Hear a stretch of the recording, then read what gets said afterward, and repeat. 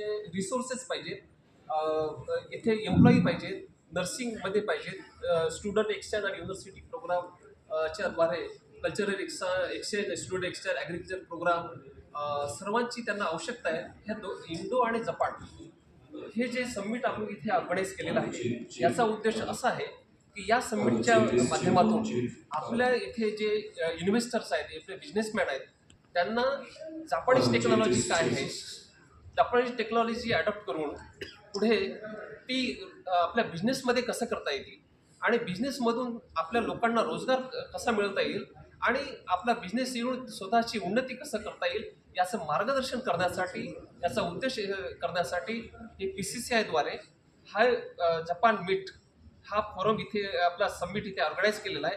याचा उद्देश असाच आहे की आमची टीम गवई सर हे 60 सिटी फिरलेले आहेत आणि 60 सिटी फिरून त्यांनी पूर्ण स्टडी केलेला आहे. आमचा दूरदृष्टिकोनातून इतका चांगला विजन आहे की संपूर्ण भारतामध्ये हे क्षेत्र आणि त्याचा व्याप आम्ही निर्माण करून आपल्याला आपल्या इकॉनॉमिक्स आणि कौटुंबिक इकॉनॉमिक्स हे वाढवायचा आमचा हाच उद्देश आहे की पर्यायाने त्यांच्या कुटुंबाची उन्नती व्हावी.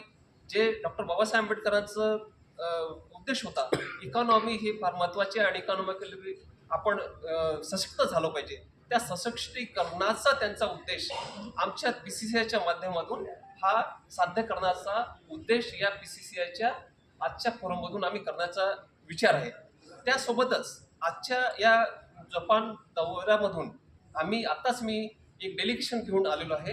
ते आम्ही आपल्या भारतामध्ये वेस्टेज जास्त आहे, म्युनिसिपल वेस्ट आहे, त्याच्यापासून हायड्रोजन गॅस कसं करता येईल आणि येणारं जर हायड्रोजनवर जाणार, हायड्रोजनवर कार चालणार, हायड्रोजनवर बऱ्याचशा इलेक्ट्रिसिटी तयार करता येतील. तर हे जगामध्ये मी नवीन जे जपानमध्ये जे क्षेत्र होत असतं त्याचा ती टेक्नॉलॉजी आणण्याचा प्रयत्न करणार. त्यापैकी एक टेक्नॉलॉजी मी इथे आणलेली म्हणजे आणतच आहे. माझं सविस्तर मी आपल्या जे मीटमध्ये मी सांगणार आहे.